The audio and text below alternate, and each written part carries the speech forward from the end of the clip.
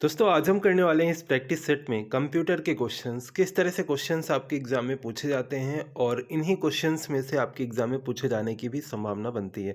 तो लास्ट तक सभी क्वेश्चंस को कीजिए, कितने क्वेश्चंस आप करेक्ट कर पा रहे हैं ये आपके प्रीवियस ईयर के क्वेश्चंस हैं एंड कुछ इंपॉर्टेंट क्वेश्चंस भी आपको देखने को मिलने वाले हैं। चलिए शुरुआत करते हैं इसी के साथ। एंड फर्स्ट क्वेश्चन आपका जो पूछा गया था प्रीवियस ईयर के एग्जाम में कि फेसबुक क्या है आपके, सोशल नेटवर्किंग वेबसाइट है, कोई पुस्तक है, एक पुस्तक वाला पृष्ठ है या इंटरनेट है। तो बहुत ही आसान सा प्रश्न है आप सभी के सामने कि फेसबुक क्या है आपका। तो फेसबुक की अगर हम बात करें तो एक सोशल नेटवर्किंग साइट है जिसके थ्रू आप सोशली किसी व्यक्तियों से पर्सनल आप यहाँ पे एक तरह से चैट कर सकते हैं। तो एक तरह से सोशल नेटवर्किंग वेबसाइट है आपका फेसबुक। तो आप सभी का राइट आंसर है ऑप्शन फर्स्ट। ये क्वेश्चन आपके पूछा गया था एग्जाम में। देन अगला क्वेश्चन पूछा गया था कि वेब ब्राउज़र कुकीज़ क्या है आपके। वेब ब्राउज़र कुकीज़ क्या होता है? Web browser cookies, web browser cookies आपके एक छोटी सी फाइल होती है। कैसी फाइल होती है? जिसमें जो भी आप ब्राउज़र में ब्राउजिंग करेंगे वो डाटा आपको देखने को यहाँ पे मिलता है। ठीक है, तो वेब ब्राउज़र क्या होता है, वेब ब्राउज़र कुकीज़ क्या होता है? तो एक छोटी सी फाइल होती है जिसमें आप जो भी सर्च करेंगे, जो भी ब्राउज़ करेंगे वो डाटा आपको वहाँ पे देखने को मिल सकता है। डायरेक्टली वहाँ से आप सभी उसी जिस को भी आपने सर्च किया है उसी पे डायरेक्टली आप पहुंच सकते हैं। तो एक तरह से छोटी सी फाइल होती है, ये आपको याद रखना है, web browser cookies. Then next question जो पूछा गया था कि वीडियो फाइल फॉर्मेट किस में उपलब्ध होता है। वीडियो फाइल फॉर्मेट जो होता है आपके किससे उपलब्ध होता है? एवीआई से, जेपीजी से, पीएनजी से या पीडीएफ से, किससे उपलब्ध होता है आपका ये? तो वीडियो फाइल जो फॉर्मेट हो, वीडियो फाइलें जो होती है एवीआई फॉर्मेट में उपलब्ध होती है। जैसे कि जेपीजी पिक्चर्स के लिए होता है, पीडीएफ होता है, पीडीएफ आपके डॉक्यूमेंट के लिए होता है, पोर्टेबल डॉक्यूमेंट फाइल इसका फुल फॉर्म ही होता है आपके। इसी तरह से एवीआई जो होता है ये वीडियो फाइलें एवीआई फॉर्मेट से उपलब्ध होती हैं आपके। ठीक है, तो आप सभी का करेक्ट है ऑप्शन फर्स्ट। नेक्स्ट क्वेश्चन जो पूछा गया था कि एमएस एक्सेल में वर्कशीट में सभी रो और कॉलम को सेलेक्ट करने के लिए कौन सी शॉर्टकट की दबाना पड़ेगा। एमएस एक्सेल की बात की गई है और शॉर्टकट की का एक अलग से वीडियो आपके लिए आने वाला है जल्द। एमएस एक्सेल में आपसे पूछा गया है कि वर्कशीट में सभी रो और कॉलम को सेलेक्ट करने के लिए कौन सी कुंजी आपके दबाई जाती है। इसके लिए कौन सी कुंजी दबाएंगे? कंट्रोल+A, कंट्रोल+A, सेलेक्ट ऑल के लिए। इससे क्या होगा, सभी रो और कॉलम को आप सेलेक्ट कर सकते हैं। तो कंट्रोल+A अगर आप डायरेक्टली शॉर्टकट की दबाते हैं तो ये आप वर्क कर पाएंगे। एमएस एक्सेल में वर्कशीट में सभी रो और कॉलम को सेलेक्ट करने के लिए कंट्रोल+A कुंजी को दबाना है। ठीक है, तो आपका राइट है ऑप्शन फर्स्ट। ये क्वेश्चन आपके पूछा गया था और शॉर्टकट की से क्वेश्चन आपके आने की संभावना ज़्यादा से ज़्यादा है, पूछा ही जाएगा, आप मान के चलिए पूछा ही जाएगा, 1 से 2 क्वेश्चन आपके। चलिए नेक्स्ट क्वेश्चन है, एक एमएस वर्ड डॉक्यूमेंट में टेक्स्ट या स्थितियों का नाम निरूपण क्या कहलाता है। एक एमएस वर्ड डॉक्यूमेंट में टेक्स्ट या स्थितियों का नाम निरूपण क्या कहलाता है। तो अब यहाँ पे देखिए इस क्वेश्चन में कि एक एमएस वर्ड में जो डॉक्यूमेंट होता है उसमें जो टेक्स्ट होती है, जो स्थिति होती है, इनका जो नाम निरूपण क्या कहलाता है। तो ये कहलाता है आपका ऑप्शन सेकेंड, बुक मार्क कहलाता है। क्या कहलाता है आपका? बुक मार्क कहलाता है आपका। तो यहाँ पे अगर हम देखिए दिए गए ऑप्शंस में से आपका सेकेंड ऑप्शन करेक्ट आंसर है। क्या कहलाएगा? बुक मार्क कहलाता है आपका। अगला क्वेश्चन है कि आउटलुक में जो नीचे दी गई इमेज होती हैं, आउटलुक में जो नीचे दी गई इमेज होती हैं ये किस प्रकार के मेल इसमें पाए जाते हैं। आउटलुक में नीचे दी गई जो इमेज होती है इसमें किस प्रकार के मेल पाए जाते हैं आपके दिए गए ऑप्शंस में से। यानी कि जो अन्य लोगों से आने वाले मेल होते हैं या जो आपके द्वारा भेजे गए मेल होते हैं या अन्य लोगों द्वारा भेजे गए मेल होते हैं या कोई मेल नहीं। देखिए आउटलुक में जो नीचे दी गई इमेज होती है इसमें किस प्रकार के मेल पाए जाते हैं। तो यहाँ पे अगर हम देखें आपके द्वारा भेजे गए मेल, किस प्रकार के मेल पाए जाते हैं। तो आपके द्वारा भेजे गए मेल जो है आपके पाए जाते हैं आउटलुक में जो नीचे दी गई इमेज होती हैं। ठीक है, तो आप सभी का करेक्ट है ऑप्शन सेकेंड। नेक्स्ट क्वेश्चन पूछा गया था आपके कि वेबसाइट एड्रेस जो है आपका ये www.google.com स्लैश, इसमें कॉम का अर्थ किसके लिए होता है। कम्युनिकेशन के लिए होता है, वाणिज्यिक कॉमर्शियल के लिए होता है, या कंपोनेंट के लिए होता है, या कम्युनिटी के लिए होता है। तो किसके लिए होता है कॉम का अर्थ? कॉम का अर्थ किसके लिए होता है आपके इनमें से दिए गए ऑप्शंस में से। देखिए कॉम आपको दिख रहा है ना, ये किसके लिए है? ये एक तरह से कॉमर्शियल के लिए यूज़ किया जाता है। किसके लिए किया जाता है? कॉमर्शियल के लिए। तो वेबसाइट एड्रेस www.google.com में कॉम का अर्थ किसके लिए होता है? तो कॉमर्शियल के लिए होता है, वाणिज्यिक के लिए होता है। ठीक है, आप सभी का राइट है ऑप्शन सेकेंड आपका करेक्ट आंसर हो जाएगा। एंड नेक्स्ट क्वेश्चन करने से पहले कुछ एक्स्ट्रा इन्फॉर्मेशन है आप सभी के लिए, वो हम देख लेते हैं एक बार। दोस्तों आप सभी के लिए कुछ एक्स्ट्रा इन्फॉर्मेशन है अनअकैडमी के बारे में, जहाँ पे आप सभी के लिए प्रोवाइड हो रहे हैं कुछ एक्स्ट्रा बैचेज। जैसे जनवरी मंथ के सभी बैचेज आप सभी देख सकते हैं। इंपॉर्टेंट बैच है पटवारी का बैच, आपके 20 जनवरी से आपका स्टार्ट हुआ है। देन रैपिड रिवीजन बैच आपका 19 जनवरी से चल रहा है। एंड आपके कंप्लीट बैच आप सभी के लिए यहाँ पे देखें तो एमपीपीएससी प्रीलिम्स का बैच भी चल रहा है। 120 डेज का बैच है आपका। ये अनुदर्शन बैच चल रहा है, foundation batch prelims and mains का 12 जनवरी से। एंड ये मेंस के जो paper wise most important topic के बैच चल रहे हैं, दिसंबर मंथ के बैच आप सभी देख सकते हैं। इन सभी बैचेस को आप एक ही फीस पे ज्वाइन कर सकते हैं। कोड क्या अप्लाई करना है, एमपी एग्जाम्स 10। एंड इसी कोड के साथ आप सभी प्लस क्लासेस ज्वाइन कर सकते हैं। एनी कैटेगरी अगर आप किसी भी एग्जाम की प्रिपरेशन कर रहे हैं तो आप इसी कोड के थ्रू आप सभी ज्वाइन कर सकते हैं। तो ये थे कुछ एक्स्ट्रा इन्फॉर्मेशन। आइए अब हम करते हैं आगे के क्वेश्चंस।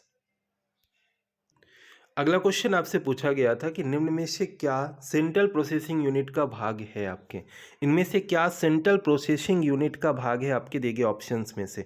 जैसे कि आप देखेंगे अर्थमेटिक एवं लॉजिक यूनिट, जिसे आप एएलयू बोलते हैं। एएलयू का फुल फॉर्म ही होता है आपकी अर्थमेटिक एवं लॉजिक यूनिट। स्कैनर हो गया, कीबोर्ड हो गया, माउस हो गया।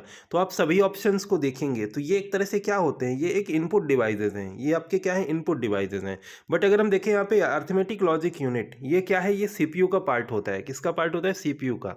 अब आपसे अगर पूछ लिया गया सीपीयू का फुल फॉर्म क्या होता है, तो सीपीयू का फुल फॉर्म होता है सेंट्रल प्रोसेसिंग यूनिट, जो कि एक सिस्टम यूनिट का पार्ट होता है सीपीयू। और सीपीयू के अंतर्गत आपके अर्थमेटिक एवं लॉजिक यूनिट भी आते हैं, रजिस्टर्स भी आते हैं। तो आपसे पूछा गया है अर्थमेटिक एवं लॉजिक यूनिट, आपका यहाँ पे करेक्ट आंसर हो जाएगा। अगला क्वेश्चन पूछा गया था कि एमएस वर्ड 2007 में कैरेक्टर्स के फॉर्मेट कॉपी करने के लिए किस आइकन का उपयोग किया जाता है। कैरेक्टर्स के फॉर्मेट कॉपी करने के लिए किस आइकन का उपयोग किया जाता है आपके इनमें से। तो आपका यहाँ पे जो करेक्ट आंसर हो जाएगा फॉर्मेट प्रिंटर। किसका किया जाएगा, फॉर्मेट प्रिंटर। देखिए पूछा क्या गया है, एक बार फिर से रीड कीजिए। एमएस वर्ड 2007 में कैरेक्टर्स के फॉर्मेट कॉपी करने के लिए किस आइकन का उपयोग किया जाता है। तो आपका राइट आंसर हो जाएगा ऑप्शन फर्स्ट, फॉर्मेट प्रिंटर आपका करेक्ट आंसर हो जाएगा। ठीक है, दिए गए ऑप्शंस में से। अगला क्वेश्चन आपको इस तरह से भी पूछा जा सकता है कि एमएस वर्ड में जो रेडो के लिए किस आइकन का उपयोग किया जाता है। रेडो के लिए आपने पढ़ा होगा अंडो और रेडो, दो प्रोसेस होती हैं। इसमें रेडो का पूछा गया है, रेडो के लिए कौन सा आइकन यूज होगा। तो रेडो के लिए आइकन होगा आपका ऑप्शन फर्स्ट। ठीक है, रेडो के लिए आइकन क्या होगा, ऑप्शन फर्स्ट होगा। ठीक है, आपका दिए गए ऑप्शंस में से, क्योंकि ये हो जाएगा आपका कट का हो गया। ठीक है, ये कट का हो जाएगा। इसी तरह से अंडो हो गया, फिर आपका रेडो, तो रेडो के लिए पूछा गया है। तो आपका राइट आंसर ऑप्शन फर्स्ट हो जाएगा। अगला क्वेश्चन पूछा गया था कि एमएस वर्ड 2007 में जो डॉक्यूमेंट में हेल्प विंडो खोलने के लिए कौन सी कुंजी दबाई जाती है। देखिए टोटल आपके जो ये आपके F1 F2 F12 अगर पूछा जाए कितनी कुंजियां होती हैं टोटल, तो ये 12 कुंजी, यानी कि टोटल आपके F12 तक होती है। F1 F2 F3 F4 यानी टोटल कितनी होती है फंक्शन की पूछा जाए तो 12 होती है आपके फंक्शन की। इन्हीं में से इनके एक एक फंक्शन की के अलग अलग कार्य रहते हैं आपके। तो एमएस वर्ड में पूछा गया है कि हेल्प विंडो खोलने के लिए कौन सी कुंजी दबाएंगे। तो आप सभी को याद रखना है कि हेल्प के लिए जो होती है F1 होती है। हेल्प के लिए आपसे पूछा जाए तो कौन सी होती है, F1 फंक्शन की जो होती है। इससे हेल्प की जानकारी आपके एक तरह से हेल्प विंडो खोलने के लिए आपके F1 फंक्शन की को प्रेस करते हैं। ठीक है, यही आपसे पूछा गया था। अगला नेक्स्ट पूछा गया था कि विषम ज्ञात करना है आपको। विषम, इन सभी ऑप्शंस में से आपको एक अलग आपको यहाँ पे बताना है, कौन सा आपके अलग है दिए गए ऑप्शंस में से। देखिए अगर आप यहाँ पे देखेंगे जैसे जावा हो गया, C++ हो गया, सी हो गया, ये क्या है, एक ये लैंग्वेज है। क्या है आपकी, एक लैंग्वेज है, भाषा के प्रकार हैं आपके। कि जावा लैंग्वेज हो गई, C++ लैंग्वेज हो गई, सी लैंग्वेज हो गई। पर लाइनेक्स जो है ना एक ऑपरेटिंग सिस्टम है आपका। लाइनेक्स क्या है, एक ऑपरेटिंग सिस्टम है आपका। तो ये इनमें से डिफरेंट हो गया, यही आपको बताना था विषम क्या है आपके। ठीक है, चलिए नेक्स्ट क्वेश्चन पूछा गया था एमएस वर्ड 2007 में मार्जिन तथा पैराग्राफ के आरंभ के मध्य छूटा हुआ अंतराल क्या कहलाता है। मार्जिन तथा पैराग्राफ के आरंभ के मध्य छूटा हुआ अंतराल इनमें से क्या कहलाता है। स्पेसिंग कहलाता है, इंटेंडेशन कहलाता है, गटर कहलाता है, अलाइनमेंट कहलाता है। मार्जिन तथा पैराग्राफ के आरंभ के मध्य छूटा हुआ जो अंतराल होता है वो इंटेंडेशन कहलाता है। क्या कहलाता है, इंटेंडेशन कहलाता है। यही आपको बताना था। वी आंसर आप सभी का करेक्ट आंसर हो जाएगा दिए गए ऑप्शंस में से। ठीक है, नेक्स्ट क्वेश्चन पूछा गया था कंप्यूटर माउस किस प्रकार का यंत्र है। स्टोरेज है, आउटपुट है, इनपुट है, सॉफ्टवेयर है। बहुत ही आसान सा क्वेश्चन है। कंप्यूटर माउस किस प्रकार का यंत्र है, यह एक इनपुट डिवाइस है। कैसा डिवाइस है, इनपुट डिवाइस है आपका कंप्यूटर माउस। तो आप सभी का राइट आंसर है ऑप्शन फर्स्ट, एक इनपुट डिवाइस है आपका। नेक्स्ट है इनमें से देखिए ऑप्शंस में से कौन सा जो कि संसाधन और डेटा को साझा करने के लिए कई कंप्यूटर से जुड़ा हुआ है। इंटरनेट या नेटवर्क, बैकबोन या हाइपरलिंक। नेटवर्क, एक नेटवर्क जो होता है संसाधनों और डेटा को साझा करने के लिए कई कंप्यूटरों से जुड़ा हुआ है आपका। तो एक नेटवर्क अगर हम देखें यहाँ पे, आप सभी का बी करेक्ट आंसर हो जाएगा। नेक्स्ट क्वेश्चन है, कंप्यूटर क्या है आपके? कंप्यूटर एक मैकेनिकल डिवाइस है, इलेक्ट्रॉनिक डिवाइस है, इलेक्ट्रिकल डिवाइस है या नेटवर्किंग टूल है? कंप्यूटर क्या है आपके इनमें से? तो कंप्यूटर एक अगर हम देखें तो इलेक्ट्रॉनिक डिवाइस है। कंप्यूटर आपका क्या है? कंप्यूटर एक इलेक्ट्रॉनिक डिवाइस है, यही तो आपको बताना था। कंप्यूटर क्या है? कंप्यूटर एक इलेक्ट्रॉनिक डिवाइस है। नेक्स्ट क्वेश्चन कर लेते हैं। नेक्स्ट क्वेश्चन पूछा गया था कि एमएस एक्सेल में जो सेल कंटेंट होती हैं, इनको एडिट करने में निम्न में से कौन सी सही विधि नहीं है? सेल कंटेंट को एडिट करने के लिए आपसे पूछा गया कि सेल कंटेंट को एडिट करने के लिए कौन सी सही विधि नहीं है। देखिए, सेल में अगर आप डबल क्लिक करेंगे तो आप एडिट कर सकते हैं। कंट्रोल कुंजी दबाएंगे, एडिट कर सकते हैं। अल्ट कुंजी दबाएंगे, एडिट कर सकते हैं सेल कंटेंट को। पर F2 कुंजी दबाकर एडिट नहीं कर सकते। F2 कुंजी दबाकर जो एक तरह से सही विधि नहीं रहेगी आपके एमएस एक्सेल में। सेल कंटेंट को एडिट करने के लिए कौन सी सही विधि नहीं है? तो F2 कुंजी दबाना, जो कि एक सही विधि नहीं है आपके। ठीक है, नेक्स्ट क्वेश्चन है, एमएस एक्सेल में एक रो और एक कॉलम के प्रतिच्छेदन को क्या कहा जाता है? एमएस एक्सेल में एक रो और एक कॉलम के प्रतिच्छेदन को क्या कहा जाता है? तो एमएस एक्सेल में एक रो और एक कॉलम के प्रतिच्छेदन को क्या कहा जाता है? इसे ही हम कहते हैं सेल। इसे ही हम कहते हैं सेल। जैसे कि आप देखेंगे ना, ऐसा होता है, ठीक है, ऐसा होता है, ऐसा आपने देखा होगा एक्सेल में, ऐसे ऐसे बॉक्स बने रहते हैं।